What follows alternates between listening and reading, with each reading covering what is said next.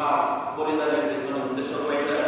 দুইটা উদ্দেশ্য আছে। একটা হচ্ছে কি অর্জন করা? লজ্জাস্থান আবৃত করা।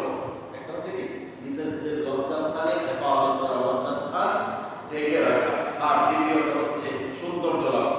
একটা দিয়ে লজ্জাস্থান আবৃত করা, আর একটা দিয়ে কি করা? সৌন্দর্য বৃদ্ধি করা, সৌন্দর্যকে আরো বেশি পরিস্ফুটিত করা। এই দুইটা উদ্দেশ্যই পোশাকের দ্বারা আল্লাহ পাক রব্বুল আলামিন নির্দিষ্ট করে দিয়েছে। যার কারণে আল্লাহ পাক রব্বুল আলামিন সূরাতুল আল-আরাফের 26 নম্বর আয়াতের মধ্যে পোশাকের ব্যাপারে বলেছেন, ইয়া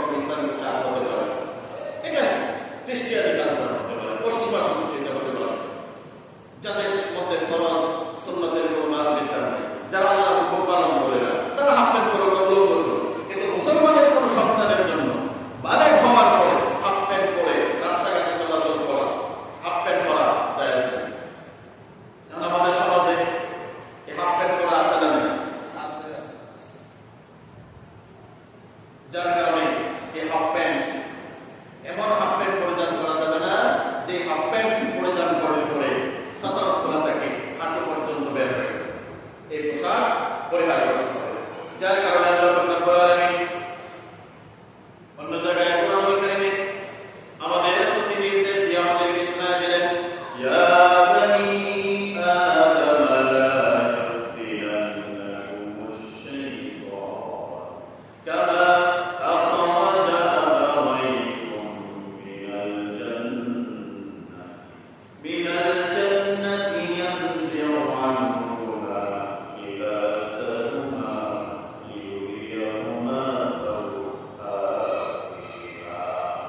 আল্লাহ রাব্বুল আলামিন বলেন, হে আদম সন্তান, ইয়া বানি আদম লা ইয়াফতিনান্নাকুম আশ-শাইতানু কামা আখরাজা আবাওয়াইকুম মিনাল জান্নাহ।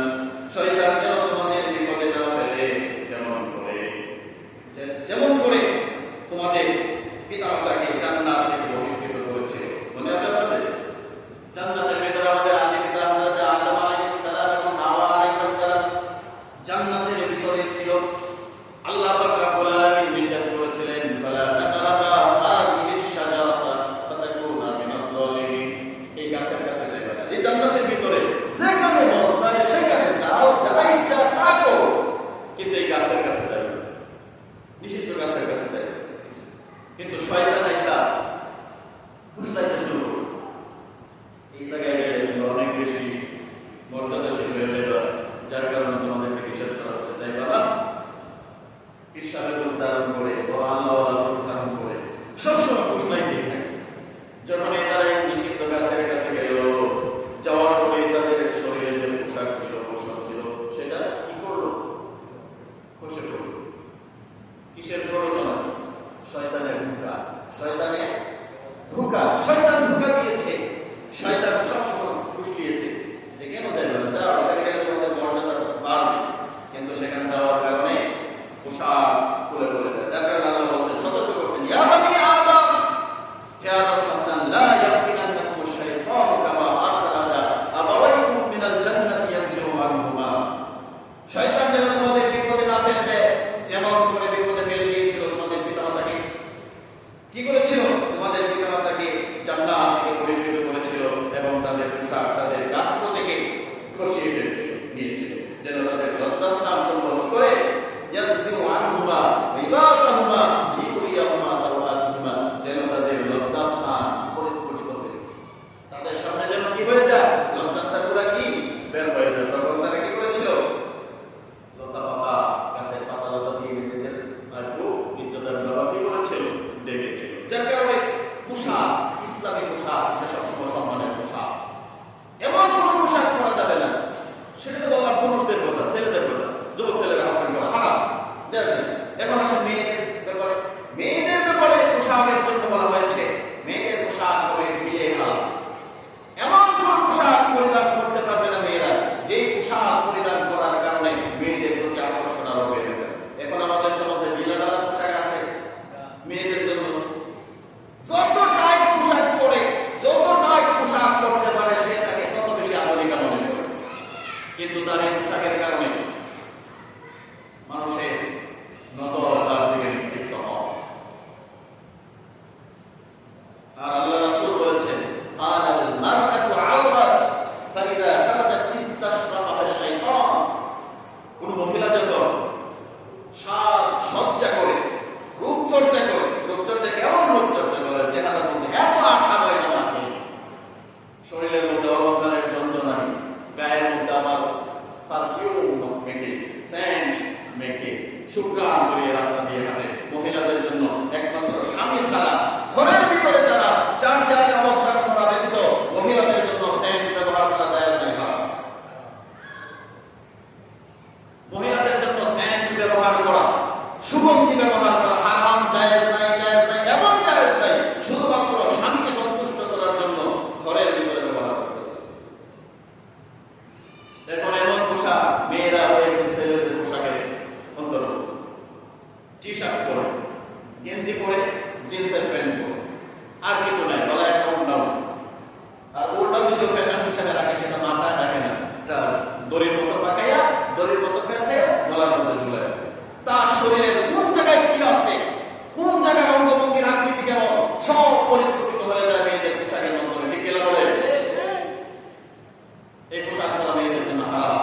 আর আল্লাহ রাসূল এটাই বলেন, আল মারআতু আওরাত। কোন মহিলা যখন, কোন স্ত্রী লোক যখন নিজেদের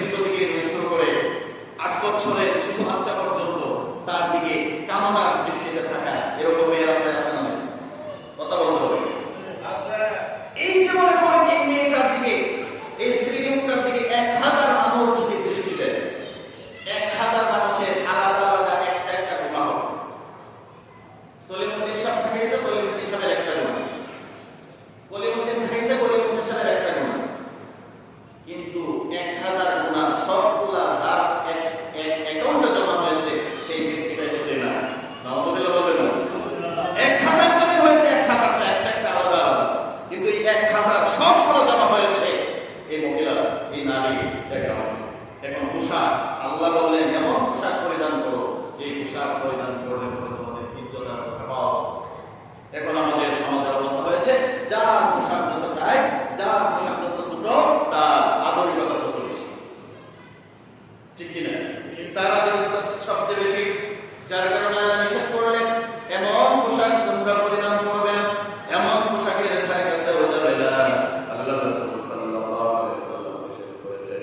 আল্লাহ পাক রব্বুল আলামিন বললেন ইয়া বানি আদম খুযু যিনাতাকুম ইনদা কুল্লি মাসজিদিন, ইনদা কুল্লি মাসজিদ। এখন দেখেন আমরা যখন মসজিদে আসি পোশাক পরিচ্ছদ ব্যবহার করে আসি, পোশাক পরিধান করে আসি, তো অনেক মানুষ আছে আলহামদুলিল্লাহ সর্বশ্রেষ্ঠ পোশাক যেটা সেটা পরিধান করে মসজিদে আসার চেষ্টা করে, কিন্তু অনেকে আছে কাপড় ধোয় না, পুরাতন হতে পারে কিন্তু ধোয় না, নতুন কাপড় পরিধান করে মসজিদে আসতে হবে সেরকম কথা বলতে পারে না, কিন্তু উত্তম পোশাক হতে হবে, পরিষ্কার পরিচ্ছন্ন হতে হবে। এমন পোশাক পরিধান করে আসে, পাঞ্জাবি যদি পরে পাঞ্জাবি বড়টাইতে মানে জীবনে মনে হয় পাঞ্জাবি প্রস্তুতের পরে আর যদি আয়রনের নিচে দেয়, এরকম আমরা ইমাম যারা আজকে আমাদের অনেক ইমাম আছে কথা বলেন না, আয়রন নেই, স্ত্রী নেই, মুসল্লিদের মধ্যে পাঞ্জাবি বড়টাইতে পাঁচার মধ্যে আছে। অনেকে আসি ওজর জরুরত ছাড়াই শার্ট পরে গেঞ্জি পরে চলে আসে, ব্যস্ততার জন্য হতে পারে, কিন্তু নামাজের একটা সৌন্দর্য আছে। আপনি নামাজে এসেছেন, টুপিটা মাথায় দিয়ে আসেন, টুপিটা তো একটা সৌন্দর্য, নামাজের সৌন্দর্য, আপনি টুপি মাথায় নেই, টুপি ছাড়া একটা হচ্ছে যে ব্যস্ততার কারণে তাহলে আমি নামাজে অংশগ্রহণ করে ফেলেছি, সুযোগ পাইনি, আরেকটা হচ্ছে ইচ্ছা করে 5 ওয়াক্ত নামাজ আদায় করে এক ওয়াক্ত টুপি মাথায় দিয়ে আসে না। এটা ইসলামের জন্য সৌন্দর্য নয়, এটা মুসলমানের জন্য কল্যাণকর নয়। টুপি মাথায় দিতে হবে নামাজের সৌন্দর্যের জন্য না, টুপি মাথায় দেওয়া কিন্তু ফরজ না, সুন্নাহ। এবং দেখেন কত কঠিন এই সুন্নাহ, কেউ যদি মনে করে যে টুপি মাথায় না দিলেও চলবে, এই চিন্তা করলে গুনাহ অন্তর্ভুক্ত হয়, কিন্তু সে যদি বিশ্বাস করে না এটা সুন্নাহ কিন্তু আমি ব্যস্ততার কারণে বলে গেছি, তখন সে গুনাহ, কিন্তু না দিলেও কি সমস্যা, এটা যদি চিন্তা করে তাহলে সে গুনাহ হবে। যার কারণে টুপি পরিধান করে নামাজ আসাই উত্তম। আল্লাহ পাক রব্বুল আলামিন নিজে বলেছেন ইয়া বানি আদম খুযু যিনাতাকুম ইনদা কুল্লি মাসজিদিন ওয়াকুলু ওয়াশরাবু ওয়া লা তুসরিফু। হে আদম সন্তান, তোমরা যখন মসজিদে আসবে, মসজিদে আসার সময় তোমরা উত্তম যে পোশাকটা আছে সেই পোশাকটা পরিধান করে রাখবে। সুবহানাল্লাহ, আল্লাহ নিজে বলেছেন। আর আপনি দেখেন এই পৃথিবীর तमाम কুল কায়নাতের যিনি একচ্ছত্র মালিকানার অধিপতি, একচ্ছত্র মালিক যিনি, সেই আল্লাহর সামনে আপনি হাজির হচ্ছেন, আপনার পোশাকটা কেমন হওয়া দরকার? এখন যদি আপনার এই পৌরসভা মেয়র অথবা আপনার দলীয় লিডার যদি ডাকে, আপনি চেষ্টা করেন কোন পোশাকটা পরলে আমাদের নেতার সামনে মানাবে ভালো, কোন পোশাক পরিধান করার পরে আমার নেতার সামনে আমাকে ভালো দেখা যাবে, আমাকে ফিটফাট মনে হবে, এই পোশাকটা পরিধান করার চেষ্টা করে। কিন্তু তামাম বিশ্ব চলাচলের যিনি একচ্ছত্র মালিক, সেই রবের সামনে আসবেন, উত্তম পোশাকের দরকার বুঝি নাই, আছে কিনা? যার কারণে আল্লাহ বললেন ইয়া বানি আদম খুযু যিনাতাকুম ইনদা কুল্লি মাসজিদিন ওয়া কুলু ওয়াশরাবু ওয়া লা তুসরিফু। হে আদম সন্তান, তোমরা তোমাদের সৌন্দর্য গ্রহণ করো, প্রতিবার মসজিদে যখন যাবে তখন উত্তম পোশাক পরিধান করবে এবং হালাল রিজিক, হালাল খাদ্য এবং হালাল পানি তোমরা গ্রহণ করবে। হালাল খাদ্য এবং পানি গ্রহণ করা। আল্লাহ রাসূল সাল্লাল্লাহু আলাইহি ওয়াসাল্লাম সতরের ব্যাপারে অত্যন্ত সুন্দরভাবে পরিচ্ছন্নতার ব্যাপারে বলেছেন তানাসসাফু ফা ইন্নাল ইসলাম নাসিফুন, তোমরা সকলেই পরিচ্ছন্নতা অবলম্বন করো, পরিষ্কার পরিচ্ছন্ন থাকো, কেননা ইসলাম হচ্ছে একটা পরিষ্কার পরিচ্ছন্ন দিন। সুবহানাল্লাহ, আমরা এমন একটা দিন পেয়েছি যেটার মধ্যে নোংরামির কোনো স্থান নেই, অশ্লীলতার কোনো স্থান নেই, অবৈধতার কোনো স্থান নেই। যার কারণে বললেন আল্লাহ নবী বললেন তানাসসাফু ফা ইন্নাল ইসলাম নাসিফুন, তোমরা সকলেই পরিষ্কার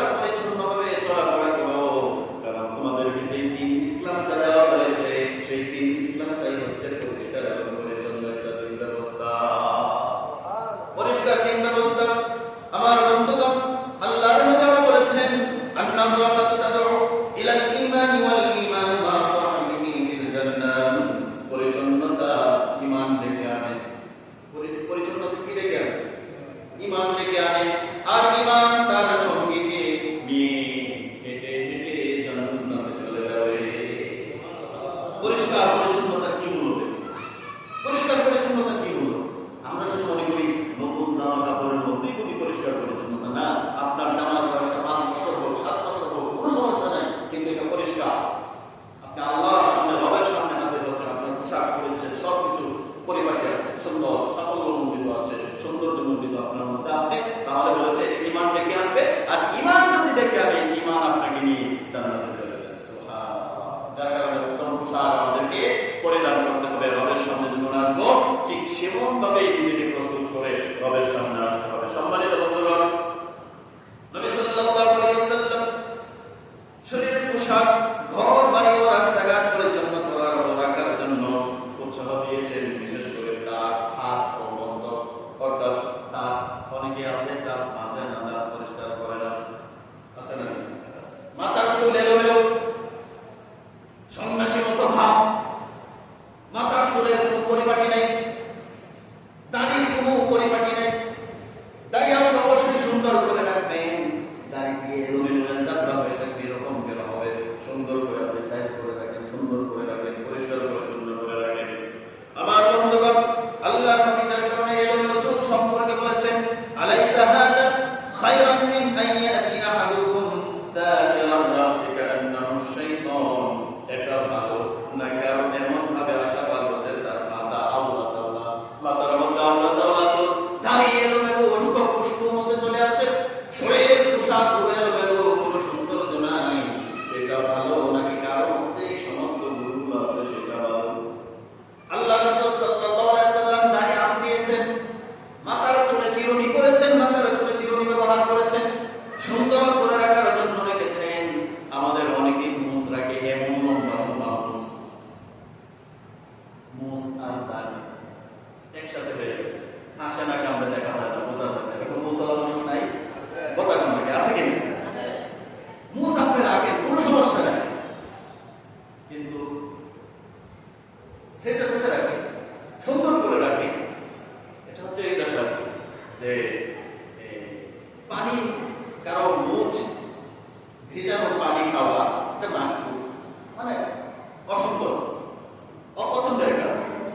এখন একজনে মদ খেতেছে, মদ খাওয়ার সময় মুখে দইরাতা করে মদ খেতেছে। আরে ভাই, তুমি মদ খাচ্ছ, এত কষ্ট করে মদ খাচ্ছ কেন? যে মুখ ভিজায় পানি খাওয়া তো মাকরুহ। খাইতেছে হারাম, কিন্তু মাকরুহ। খাইতেছে কি? মুখ আপনি রাখবেন, সুন্দর করে রাখবেন, সেটে সুটে ছাটাই করে সুন্দর করে রাখবেন। কারণ মুখ সেচে রাখা আর দাড়ি লম্বা করা, ওফুল লোহা, আরজুল লোহা, আখুল লোহা, তোমরা দাড়িকে ছেড়ে দাও। দাড়ি কি করো? ছেড়ে দাও, দাড়ি লম্বা করো। দাড়ি কাটা প্রত্যেক ইমামের মধ্যে দাড়ি কাটা জায়েজ নাই, দাড়ি কাটা জায়েজ নাই, হারাম, হারাম এবং হারাম। দাড়ি কাটা ওয়াজিব, দাড়ি কাটা যাবে, দাড়ি কাটা যাবে কোনো যুক্তিতে, দাড়ি কাটা যাবে না। হ্যাঁ, কাটবেন কতটুকু, যতটুকু করে আপনাকে শরীর অনুমোদন দিয়েছে, তারপর আপনি কেটে দেবেন, কোনো সমস্যা নেই। এখন অনেকে আছে দাড়ি লম্বা করতে করতে একবারে নাভি পার হয়ে যায়, এরকম বন্ধ আছে না? কথা বলবেন, ওইটাও কি ইসলামের সৌন্দর্য হতে পারে? আবার অনেকে আছে সেচে একবারে থুতনির সাথে লাগে, এটাও ইসলামের সমর্থন হতে পারে না। যেটা আপনাকে রাখা উচিত, যেটা ইসলাম শরীয়ত আপনাকে সমর্থন করেছে, সেটা আপনি রাখবেন। দাড়ি যেহেতু রেখেই ফেলেছেন, খুশা খুশার দরকার ছেড়ে দেন। দেখেন আপনার সৌন্দর্য বৃদ্ধি পায় না কমে? রাগ করবেন না, কেউ রাগ করবেন না। আমার দায়িত্ব এটা বলো, দাড়ি যেহেতু রাখতেই হয়েছে, মুখে যেহেতু দাড়ি রাখা হয়েছে, ছোট করার দরকার আছে হোক না। দাড়িতে পুরুষের সৌন্দর্য বৃদ্ধি পায়। যদি দাড়িতে পুরুষের সৌন্দর্য বৃদ্ধি না পাইতো, এখন সকল প্রকার গায়ক নায়কদের চেহারার মধ্যে মুখে দাড়ি আসে না? ছোট ছোট দাড়ি, কুচা কুচা দাড়ি আসে না? কেন? আগের যুগে তো ছিল, ওরা এখন বুঝতেছে যে যাদের চেহারাতে, যাদের মুখে দাঁড়িয়ে আছে, তাদের সৌন্দর্য সবচেয়ে বেশি। তারা এটা ইসলাম। যার কারণে সম্মানিত বন্ধুগণ, এটা আপনি কখনোই এই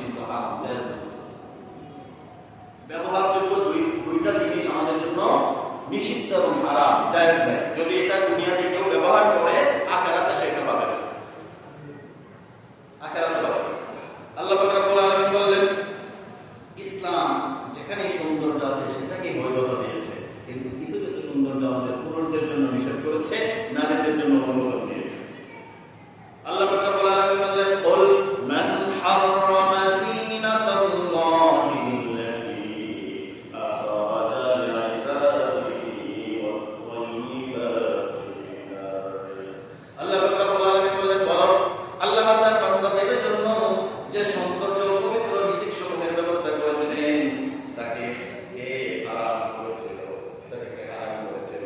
আমার বন্ধুগণ, দুইটা জিনিস আল্লাহ রাব্বুল আলামিনের রাসূল আমাদের জন্য হারাম করেছেন, যেটা মহিলাদের জন্য হারাম। এর মধ্যে একটা হচ্ছে স্বর্ণ। আমাদের পুরুষদের মধ্যে বিদেশ থেকে আসছে, কিছু টাকা পয়সা কামাই করছে, 5 হাতের 5 স্বর্ণের আংটি, এরকম পুরুষ আছে না? কথা বলে, গলার মধ্যে স্বর্ণের চেন, পুরুষ আছে না? নাই? হারাম, জায়েজ নেই। রেশমের পোশাক, রেশমি কাপড়, যদিও আমাদের দেশে অরিজিনাল রেশম নাই মনে হয়, আর পুরুষরা সচরাচর পরে না। এই রেশমের পোশাক দুনিয়াতে পুরুষের জন্য হারাম। দুনিয়াতে রেশমের পোশাক পরিধান করা পুরুষের জন্য কি হারাম? হারাম এবং হারাম, জায়েজ নেই। আর হচ্ছে স্বর্ণ ভাবে আপনি ব্যবহার করতে পারবেন না। যেমন বিয়ের সময় বিয়ে সিগারেটের নামে শান্তি দিয়ে দিচ্ছে, আমি বলে দিয়ে আপনি ব্যবহার করবেন। আল্লাহ নবী বলেছেন স্বর্ণ ব্যবহার করা হারাম। আখাদান নাবিয়্যু হারিরান ফাজারাহু ফি ইয়ামিনিহি ওয়া আখাদা দাহাবান ফাজারাহু ফি শিমালিহি সুম্মা ক্বালা ইন্না হাযাইনি হারামুন আলা তুকুরি উম্মতি। আল্লাহ রাসূল সাল্লাল্লাহু আলাইহি ওয়াসাল্লাম ডান হাতে রেশম এবং বাম হাতে স্বর্ণ নিয়ে বললেন, আমার উম্মতের জন্য আল্লাহ পাক রব্বুল আলামিন এই দুইটা জিনিস পুরুষদের জন্য হারাম করে দিয়েছে। একটা হচ্ছে রেশম আর একটা হচ্ছে কি স্বর্ণ, পুরুষের জন্য হারাম করে দিয়েছেন। তারপরে আল্লাহ পাক রব্বুল আলামিন বললেন, এই যে আল্লাহ রাসূল সাল্লাল্লাহু আলাইহি সাল্লাম বললেন রেশম এবং হচ্ছে স্বর্ণ এই দুইটা পুরুষের জন্য দুনিয়াতে হারাম। যদি কেউ এটা দুনিয়াতে ব্যবহার করে তাহলে আখিরাতে সে এইগুলো পাবে না। আখিরাতে যখন যাবেন, জান্নাতে যখন মানুষ যাবে, পুরুষদের জন্য স্বর্ণের পাত্রের মধ্যে খাবার খেতে দেবে। সুবহানাল্লাহ। হীরা, মণি, মুক্তা, জহরত এগুলা দেওয়াল রচিত দেওয়ালের মধ্যে হেলান দিয়ে বাদশাহী করবে। কিন্তু যে ব্যক্তি দুনিয়াতে এগুলা ব্যবহার করবে তাকে আল্লাহ দুনিয়াতেই দেবে, আখিরাতে এগুলা কিছু দেবে না। নাউযুবিল্লাহ। যার কারণে পুরুষের জন্য স্বর্ণ ব্যবহার করা বিজ্ঞানীদের গবেষণা পুরুষ মানুষ যদি স্বর্ণ ব্যবহার করে এবং টাকনোর নিচে যদি পোশাক পরিধান করে, এই পুরুষের সেক্সুয়াল যে ক্ষমতা, দক্ষতা, এটা অচিরেই রূপ পায়। টাকনোর নিচে কাপড় পরা এবং হচ্ছে স্বর্ণ ব্যবহার করলে পুরুষের সেক্সুয়াল যে পাওয়া, এটা আস্তে আস্তে নিস্তেজ হয়ে যাবে। বিজ্ঞানীদের গবেষণা পুরুষের জন্য স্বর্ণ ব্যবহার করা হারাম, দুনিয়াতে জায়েজ নেই। করবেন ব্যবহার স্বর্ণ? না। যত পারো স্ত্রীকে ব্যবহার করবে, ওদের জন্য এটা সুন্দর, আরো সুন্দর, নিষেধ নেই। যার কারণে এগুলো করা যাবে না। হযরত ওমর রাদিয়াল্লাহু তাআলা আনহু বলেন, আমি রাসূল সাল্লাল্লাহু আলাইহি ওয়াসাল্লামকে বলতে শুনেছি, লা তালবিসুল হারিরা ফাইন্না মিন লিবাস লামিসাহু ফিদ দুনিয়া লাম ইয়ালবিসাহু ফিল আখিরাহ। তোমরা রেশমি কাপড় পরিধান করবে না, কেননা যে লোক দুনিয়ায় রেশমি কাপড় পরিধান করবে, আখিরাতের জীবনে সে রেশমের কোনো আচ্ছাদন পোশাক পরিচ্ছদ সে পাবে না। যার কারণে পোশাক পরিচ্ছদ হতে হবে ইসলামী শরীয়ত অনুযায়ী, শরীয়ত সমর্থন করে। এর বাইরে অন্য পোশাক পরিধান করা যাবে না। যুবকদের জন্য হাফ প্যান্ট পরা যায়